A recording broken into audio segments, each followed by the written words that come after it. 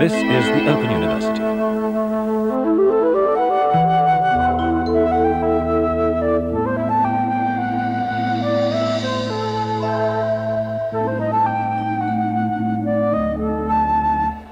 Athens is the new Berlin. This is something I learned from Zine, the design website, today. And it sort of grabs my attention because it distracts me from all the horror and the dystopia of the newspapers and even social media to a kind of beautiful idea of creative people living and working together in a new city, which has been designated the New Berlin. The New Berlin being shorthand for a sort of creative hub where presumably rents are cheap. And if you read the article, it's actually a gallery called Carwan declaring Athens as the New Berlin.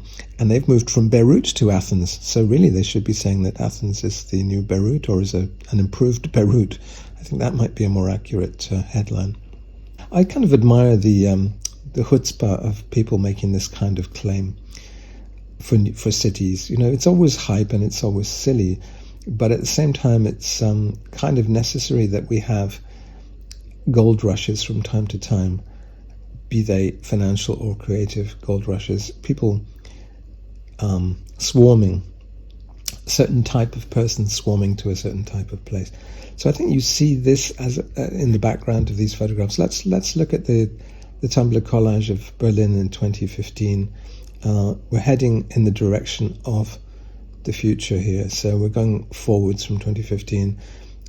Cups of foamy coffee, postcards of new bookshops. Me with a pink eye patch, which I wouldn't really wear today. And I suppose because I'm based in Osaka, Berlin has a certain kind of fascination for me as a place to return to, familiar and strange at the same time. What's happened with my old friend, this old city? I was in the company at this point of a traveling companion. Here I have a Nikon F bag. She was a German literature student, actually from Munich. So she's kind of not really shown in these photographs, or you might occasionally see a little glimpse of her. But here I'm in the Schillerkiez, where I was actually staying at the time. And this was a neighborhood next to the old Tempelhof Airport, which is now the Tempelhofer Feld Park, a place I go very often, do laps on my bicycle, or just listen to the skylarks. And so I was getting a sense of this new neighborhood, a newly fashionable neighborhood, new cafes, the Lux Cafe, for instance, and a sense that Berlin was evolving in my absence. I made sort of touristic trips out to the, this is Le Corbusier's L'Unité d'Habitation, the Berlin version of the building he's famous for in Marseille. So I went out to look at that. Was a little disappointed that the roof was not as beautiful as the one in Marseille, which has fantastic views and great sculptural presence and also spiritual presence. Another place I went was the Nazi, which is right by the Olympiastadion, which was the Nazi 1936 Olympic Stadium. And I'm wearing these green trousers, which I totally forgot I ever had. I must have thrown them. I think I wore them long and then I cut them short below the knee and then I threw them away. It's kind of interesting seeing what bits of your wardrobe survive and which don't. I tend to think I throw very little away, but I throw quite a lot away if it doesn't seem to work. Arnold Schmidt was my particular fascination that year, the experimental German writer from the post-war period. So you see I'm reading here an Arnold Schmidt paperback. I don't even know what that one is. And I have my Nikon bag, which I bought in Kreuzberg. The Nikon F was another obsession at the time. Just the look of a Nikon F. You'd think it'd be the kind of thing I'd pick up in a market because I was so obsessed with it. But it's always quite expensive, this camera, and I just think of it as an encumbrance, really. I like the look of it, but I don't particularly want to have one. This was a Bergfahrt. Bergfahrt is that's actually the title of a novel by Ludwig Hohl.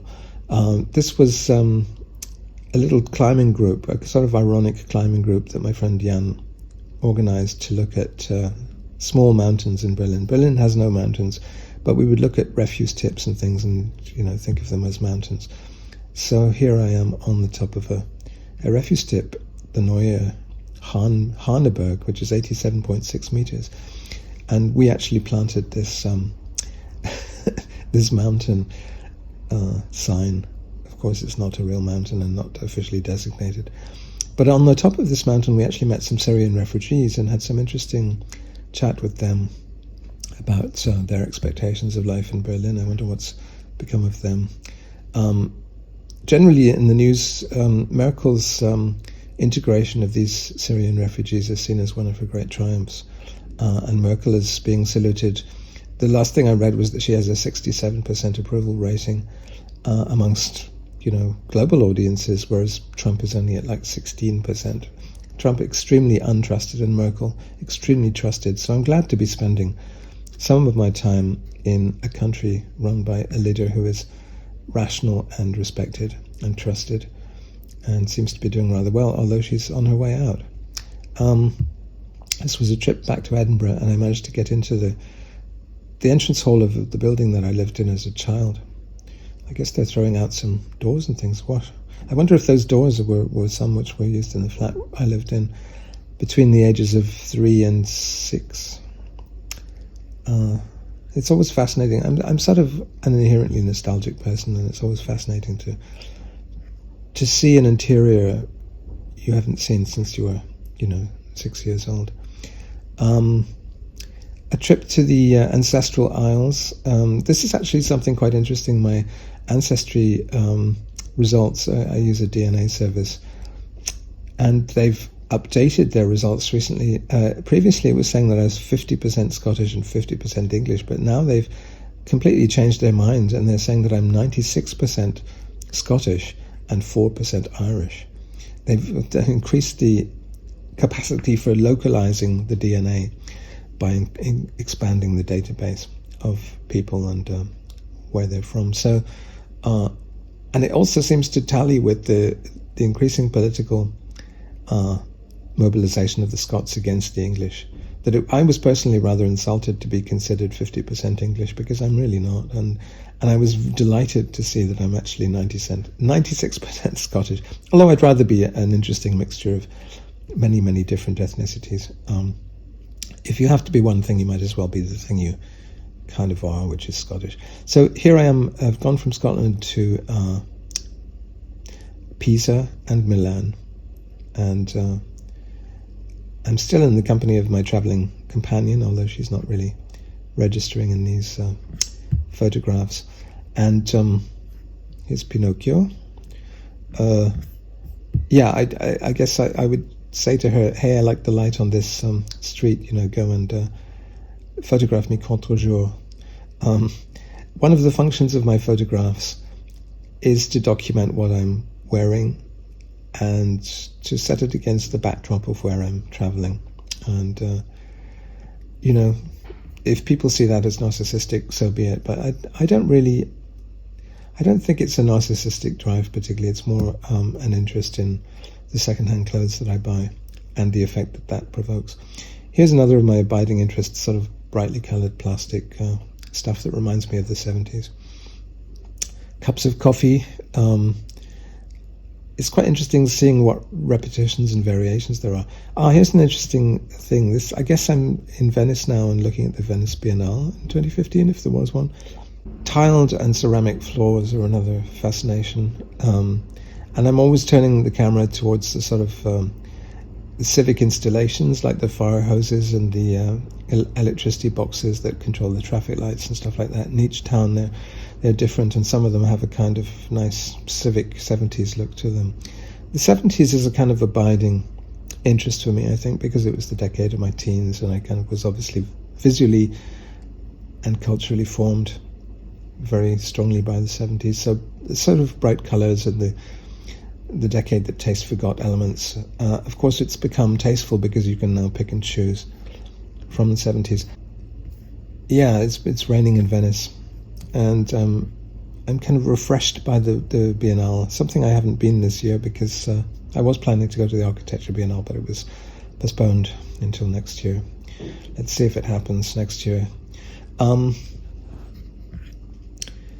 yeah, this is a kind of a constant, the need for North Europeans to be refreshed by the South on a regular basis. And of course that was the theme of the documenta that also happened that year, was it, or was it the next year? There I am with Mike Wader. What am I doing with Mike Wader? I must be back in Berlin, and I guess Mai wanted to go to this Loophole venue. I guess there was a concert there, some kind of radical drone music or something. So that's us at Loophole. And she must have been... I was staying in an Airbnb. This is my Airbnb in Neukölln. And I felt so at home. I really loved going to the local Turkish shops and getting my puck cheese and stuff, and Turkish bread, Fladenbrot. And so I suppose this all prefigures my return to Berlin in 2018, 3 years later. And my interest in 20th century European and particularly German writers also prefigures that. Max Frisch, Swiss writer but writing in German, Arnold Schmidt. And a lot of these places were places I used to frequent when I lived in Neukölln in the previous decade. So Hobrechtstrasse, I used to go to this Haukeile supermarket. And my book on America had just come out. Herr F, I think, had just come out. And that was I think there were some events in Berlin at this point for that. Here are people just, doing this warm thing in Berlin, various galleries and cultural events. These are still going on, of course, somewhat reduced. This is Art Berlin, which I think was cancelled this year, actually. And I was just photographing what people were wearing at Art Berlin. This guy was vaguely interesting, although I tend not to appreciate people in trucker caps. I think the trucker cap is one of the ugliest inventions ever, especially when worn backwards. And I remember we played ping pong a lot at this art fair. I don't know if it was some ping pong installation or just a recreational area. Here's this looks like the NGBK gallery in Kreuzberg, which I go to a lot. I don't remember this exhibition at all, Cactuses. How many exhibitions have I forgotten? Probably a great many. It's funny, this is a dinner at my friend's house, which is now my house. So it's quite strange to see it furnished in his style. That's my fire. It's his fire, really. And his table, yeah. A lot of his stuff there. And here we are now in Paris, where I also spend a lot of time these days. And that's Gilles' place. Gilles has now moved to a new place. So, and that's my publisher, Xavier, who commissioned the Book of Jokes from me. And I haven't seen him for a while, actually, but these are people photographed just randomly on the street in Paris. They're Asians. I wonder which country they're from. I mean, they might be Japanese, but they might also be Koreans. I think they're Japanese. The guy's colours, I really admire his clownish trousers and yellow shoes. I wonder what yellow shoes those are. They might be Repettos, but maybe not. They look like some kind of dance shoes. Paris really is more exciting to me visually in terms of the way people dress on the street than Berlin is. There's more of a catwalk kind of element to Paris, and it's also more cosmopolitan. There's more African people wearing fantastic clothes in Belleville, for instance, fabrics and markets, and I find it more interesting to be a flaneur in Paris. This is me at Sacré-Cœur. I'm wearing some plastic sandals, jelly sandals, which I found in Humana in Berlin, and which are kind of vaguely associated with David Bowie in his Soul Boy phase in about 1975. And I really loved the idea of these shoes, but they were tremendously uncomfortable to wear. very slippery and pinching my feet, so I couldn't wear them very, very long.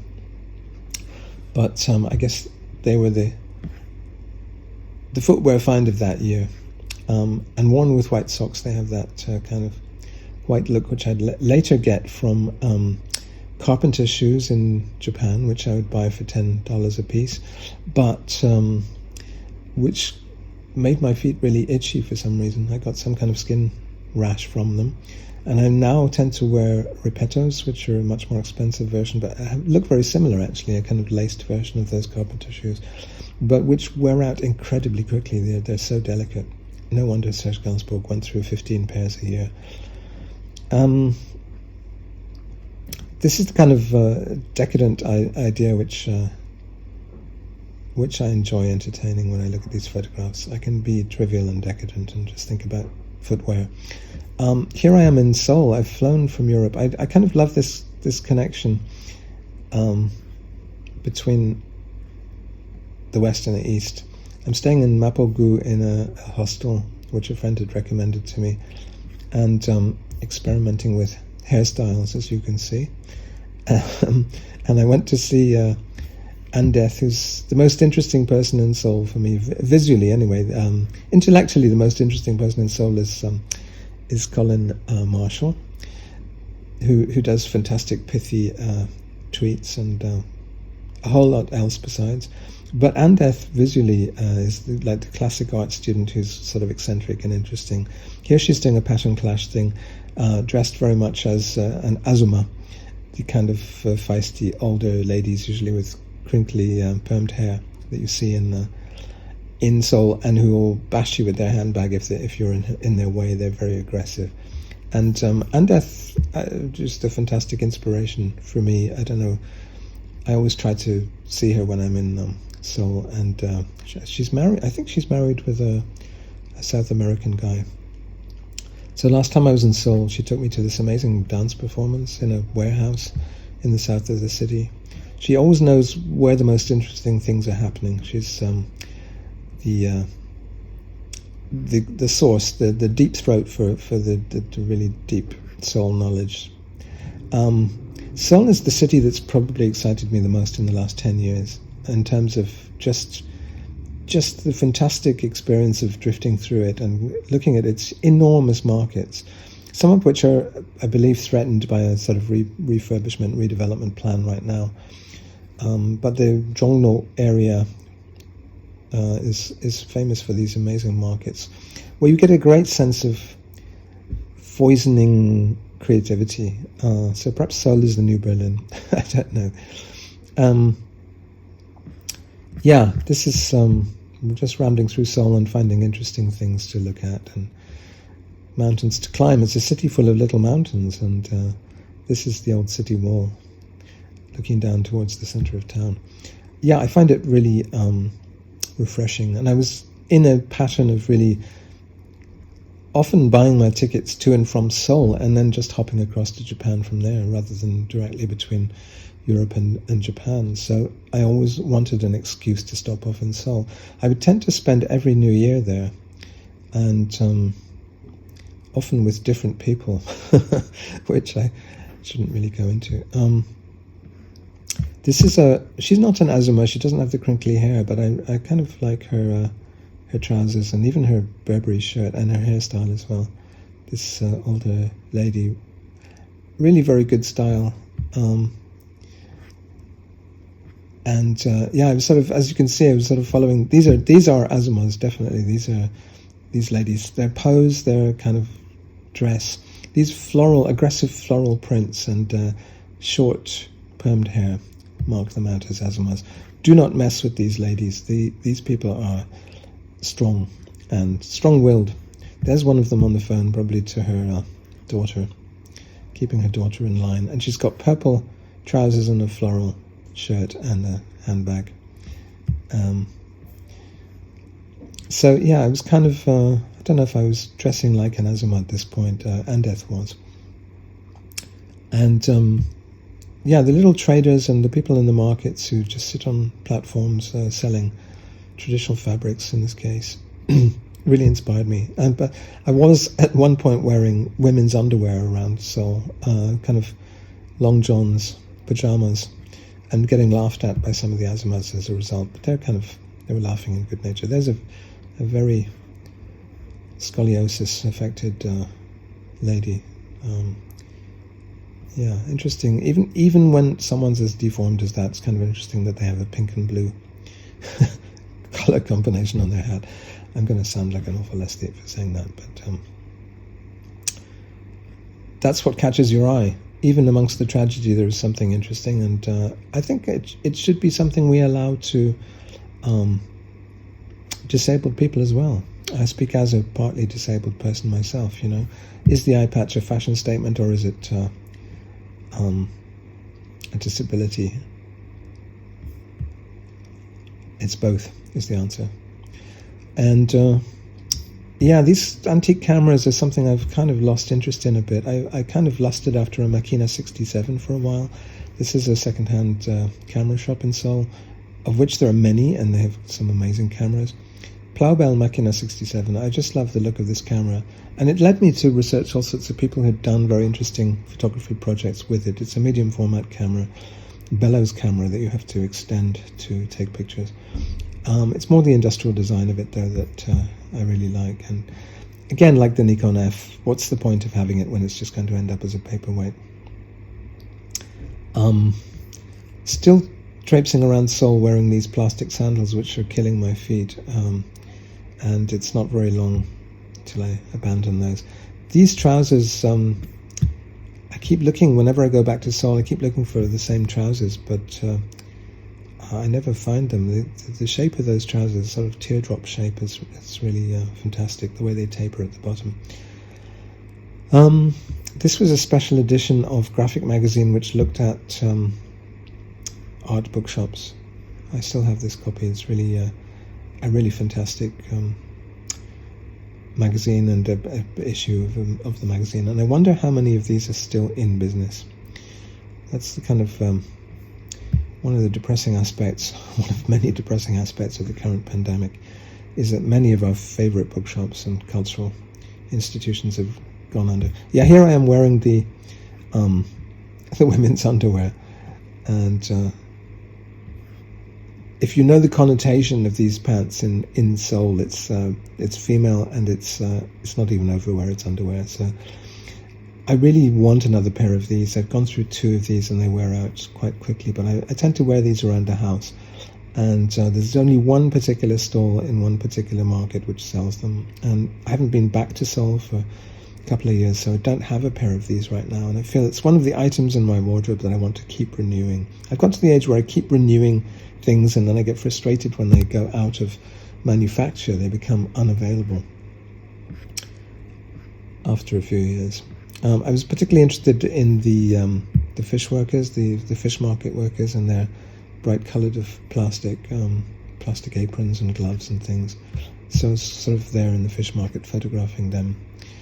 And so now I'm back in Osaka in these pictures. Here's my Ueda again. She pops up everywhere. This is us in Kyoto, actually. And her sister's boyfriend was making these potted gardens, and so we're visiting them. Mai, at that point, was moving to Kyoto, and she found a great apartment in Kyoto, but she didn't stay there very long. She moved to the countryside after that. And yeah, these are...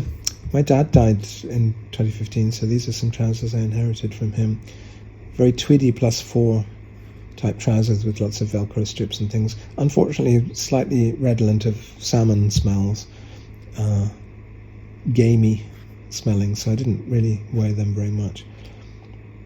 I kind of like the idea of melding the pretension that my father has when he dresses and my kind of pretension when I dress to be different. The idea that there is some kind of common ground between those two aspirations. We kind of look like each other as well. So in a way, this was me saying, you know, he could ponce around wearing these hunting, shooting, fishing clothes, and I can do something else with them if I mix them with plastic sandals. And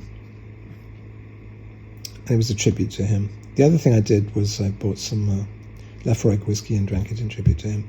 This, I was just looking at this lady's shop the other day on Street View, and the whole building's gone now. It's been demolished. I hope she's not dead. She ran this bookshop, which became very important to me. This is me buying a stack of European books. She had foreign language books, which she got from her daughter, who runs a similar bookshop in Tokyo. Her daughter would send her boxes of these old paperbacks of, European stuff. And I would buy them. I think I was probably her only customer for those books, but she stocked them knowing that I would come in. There she is with an abacus. I loved this traditional way of counting my coins. She must have made so little money, and the rent must have, in the end been too much. But yeah, they demolished the whole building. Very sad. And I hope she's still in the land of the living. That's me in my apartment building in Osaka, about to head out to the Lawson 100 yen store. Just back from the Lawson 100 yen store, because I got the bag of groceries with me. I bought some butter, some bread, probably just butter and bread actually, maybe some cheese of some kind, or some potato salad. That was sometimes the high point of my day, was heading out to that store and maybe seeing some of the Americans who lived in the building nearby where the Universal theme park employees worked. I don't know, it was a kind of empty time for me, which I enjoyed the emptiness of that time. I enjoyed being in that industrial style apartment, watching my old silent films of Ubu Roi, with my sort of IKEA stool there, and my Zaisu chair, which was from a brothel, outside a brothel, with my crappy old MacBook Air, whose screen I would now not tolerate for 10 seconds, very gritty, bitty screen where you could see all the pixels. But I think I lived well in Osaka, and I enjoyed the constant motion, shuttling back and forth between. Yeah, there's the ladies' shop. That whole building now is gone. I just checked 2 or 3 days ago. The building Zeus next to it is still there, but yeah, the bookshop, unfortunately, it's because it's a shitty little non-profit making kind of organization, the bookshop, that I liked it. That was the reason I liked it, that it seemed to be existing despite the laws of the market and the laws of rental and all the rest of it. Return.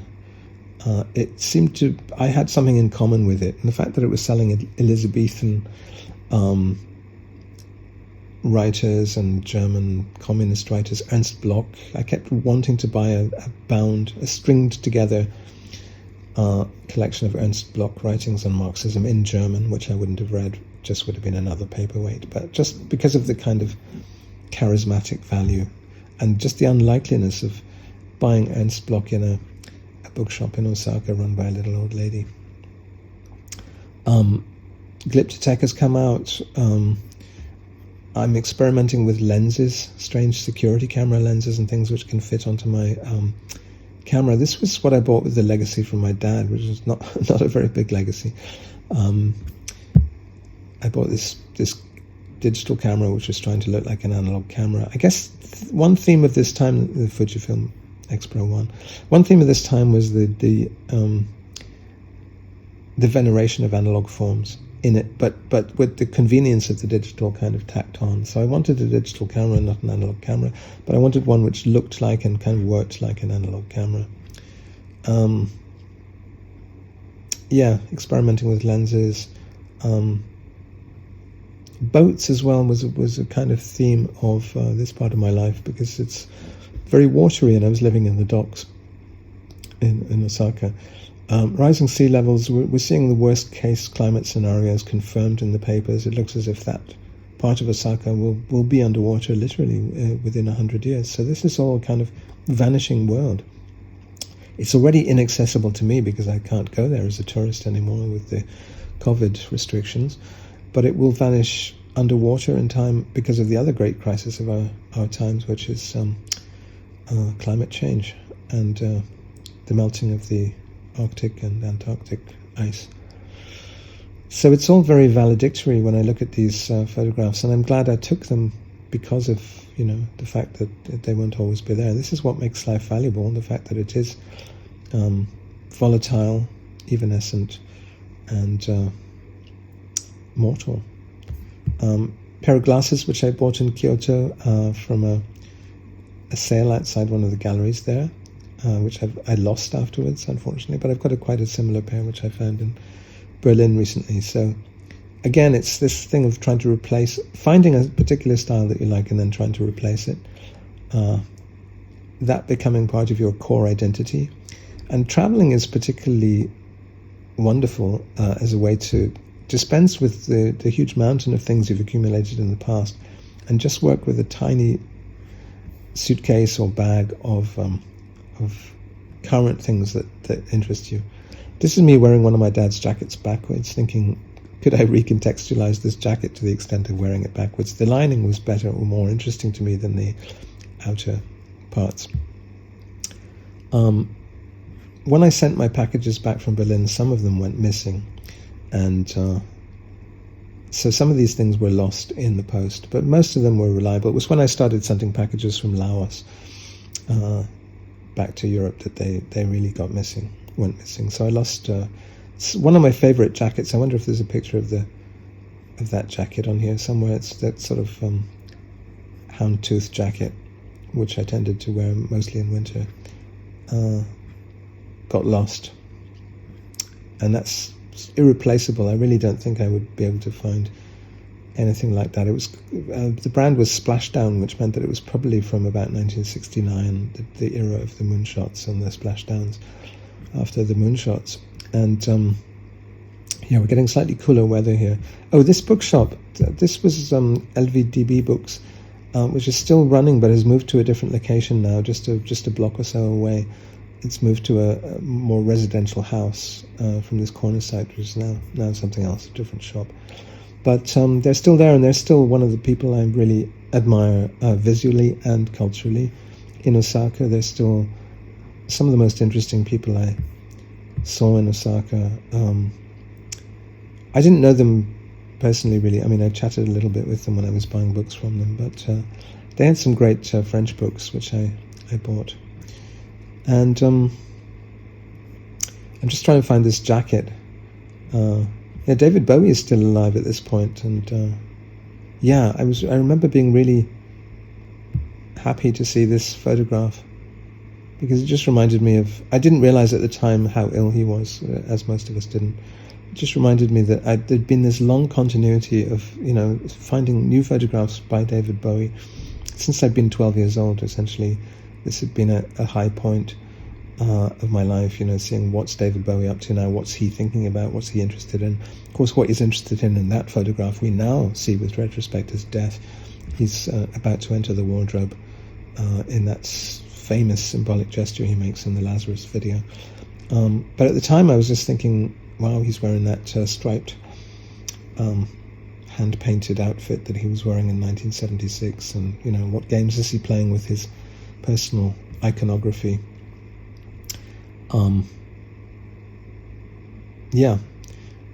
There's a Marimekko mug which I bought in the Marimekko store in Osaka. It's amazing how many Marimekko stores there are throughout Japan. There aren't any in Europe at all. It's something that's really, you can buy Marimekko clothes, but I think they've closed all their actual Marimekko stores. It's not really a thing in Europe at all, outside of Finland anyway. We pass into 2016 here, and it becomes the beginning of the end of the of that lifestyle. With Brexit and Trump arriving, I'm still free to travel around, and I still go to Seoul here and back in Seoul again. But it's kind of the beginning of the hard times which we're now experiencing, the limitation of freedom. Brexit is the first announcement that my freedom of movement will be curtailed, thanks to essentially fascists, populists who don't like foreigners. And COVID just is the final nail in the coffin for the kind of ultimate freedom I had at that time. And I'm just about to learn that David Bowie has died at this point, because we're in early 2016. I'm in Busan just before taking the ferry back to Japan. And that the ferry is where I learned of Bowie's death. So it kind of all goes a bit pear-shaped from here on, to be honest. And maybe I should stop there, because I think I've rambled enough. Some thoughts on some photographs that I took in 2015. Open University.